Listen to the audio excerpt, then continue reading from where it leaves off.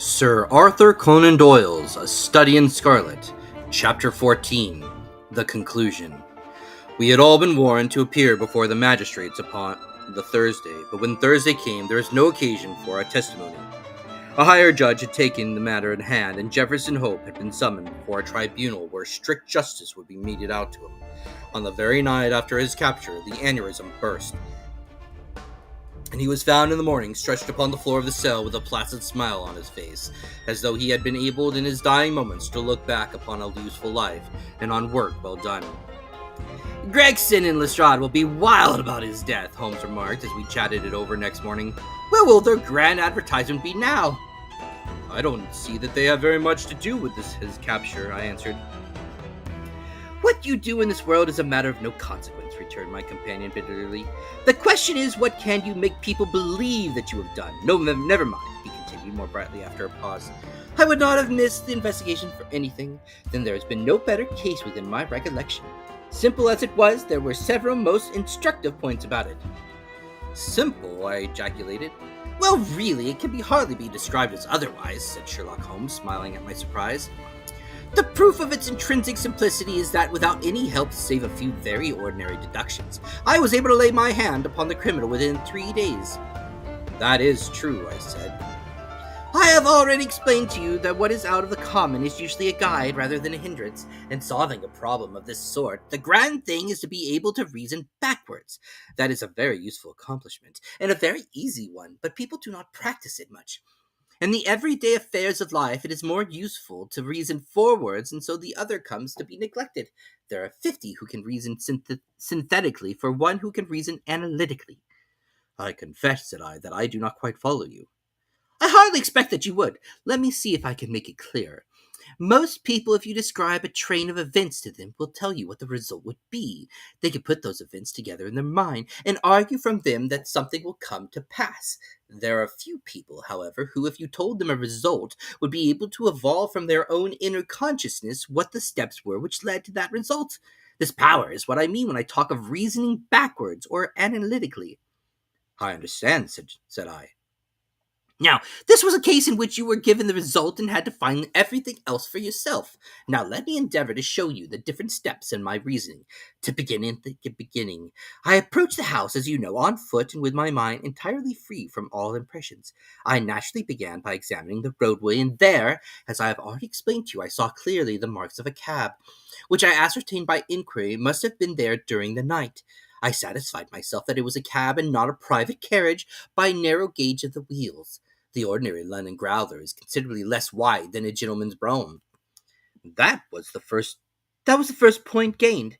I then walked slowly down the garden path, which happened to be composed of a clay soil, peculiarly suitable for taking impressions. No doubt it appeared to you to be a mere trampled line of slush, but to my trained eyes every mark upon its surface had a meaning. There's no branch of detective science which is so important and so much neglected as the art of tracing footsteps. Happily, I have always laid great stress upon it, and my practice has made it second nature to me. I saw the heavy footmarks of the constables, but I also saw the track of the 2 men who had first passed through the garden. It was easy to tell that they had been before the others, because in places their marks had been entirely obliterated by the others coming upon the top of them. In this way my second link was formed, which told me that the nocturnal visitors were 2 in number, one remarkable for his height, as I calculated from the length of his stride, and the other fashionably dressed, to judge from the small and elegant impressions left by his boots. On entering the house, this last inference was confirmed. My well-booted man lay before me. The tall one, then, had done the murder, if murder there was. There was no wound upon the dead man's person, but the agitating expression upon his face assured me that he had foreseen his fate before it came upon him. Men who die from heart disease or any sudden natural cause never by any chance exhibit agitation upon their features. Having sniffed the dead man's lips, I detected the slightest sour smell, and I came to the conclusion that he had had poison forced upon him. Again, I argued that it had been forced upon him from the hatred and fear expression upon his face. By the method of exclusion, I had arrived at this result, for no other hypothesis would meet the facts. Do not imagine that it is very unheard of idea. The forcible administration of is by no means a new thing in criminal annals. The case of Dolsky in Odessa and of Leterrier in Montpellier will occur at once to any toxicologist. And now came the great question as to the reason why. Robbery had not been the object of the murder, for nothing was taken. Was it politics, then? Or was it a woman? That was the question which confronted me. I was inclined from the first to the latter supposition. Political assassins are only too glad to do their work and to fly. This murder had, on the contrary, been done most deliberately, and the perpetrator had left his tracks all over the room, showing that he had been there all the time. It must have been a private wrong, and not a political one, which called for such a methodical revenge. When the inscription was discovered upon the wall, I was more inclined than ever to my opinion. The thing was too evidently a blind, and when the ring was found, however, it settled the question. Clearly, the murderer had used it to remind his victim of some dead or absent woman. It was at this point that I asked Gregson whether he had inquired in his telegram to Cleveland as to any particular point in Mr. Drebber's former career. He answered, you remember, in the negative.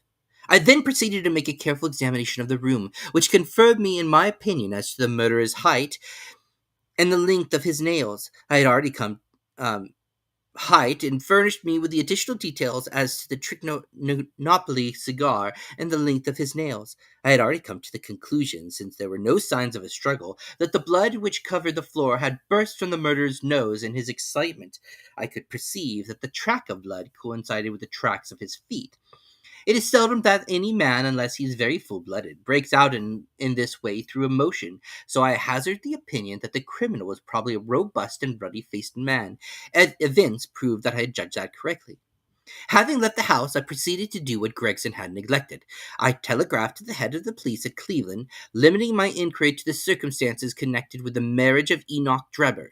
The answer was conclusive. It told me that Drebber had already applied for the protection of the law against an old rival in love named Jefferson Hope, and that this same Hope was at present in Europe. I knew now that I held the clue to the mystery in my hand, and all that remained was to secure the murderer.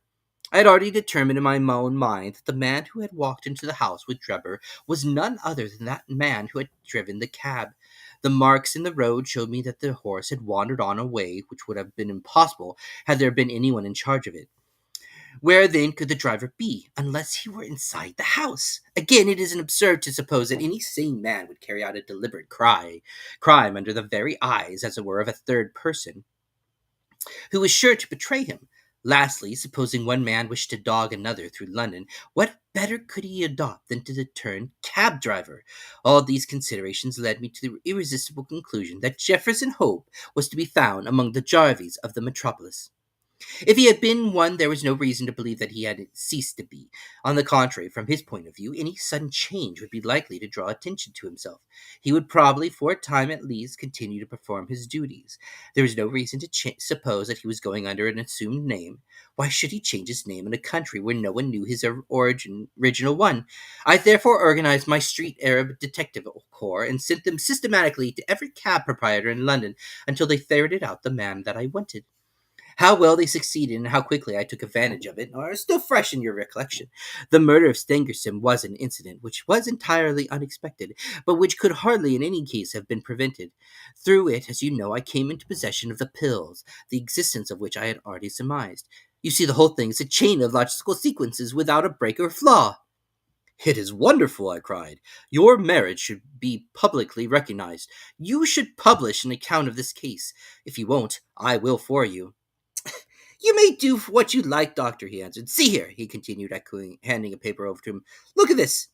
It was the echo for the day, and the paragraph to which he pointed was devoted to the case in question. The public, it said, have lost a sensational treat through the sudden death of the man Hope, who was suspected of the murder of Mr. Enoch Drebber and Mr. Joseph Stangerson. The details of the case will probably be never known now, though we are informed upon good authority that the crime was the result of an old standing and romantic feud in which love and Mormonism bore a part. It seems that both the victims belonged in their younger days to the Latter-day Saints, and Hope, the deceased prisoner, hails also from Salt Lake City. If the case had no other effect, it at least brings out the most striking manner the efficiency of our detective police force, and will serve as a lesson to all foreigners that they will do wisely to settle their feuds at home, and not to carry them on to the British soil.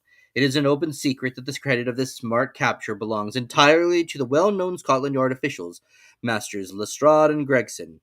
The man was apprehended, it appears, in the rooms of a certain Mr. Sherlock Holmes, who has himself, as an amateur, shown some talent in the detective line, and who, with such instructors, may hope in time to attain to some degree of their skill. It is expected that a testimonial of some sort will be presented to the two officers as a fitting recognition of their services. "Didn't I tell you so when we started?" cried Sherlock Holmes with a laugh. "That's the result of our study in Scarlet. To get them a testimonial." "Never mind," I answered. "I have all the facts in my journal, and the public shall know them. In the meantime, you must make yourself contented by the consciousness of success, like the Roman miser.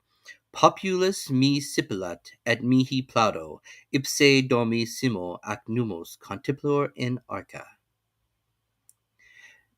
This ends the Rogue Reader's reading of A Study in Scarlet. If you enjoyed this program, please like and subscribe. It helps the channel a lot. And thank you for your time. It means a lot to me. And remember, build your life on your dreams, and your everyday life will be amazing. Thank you for your time.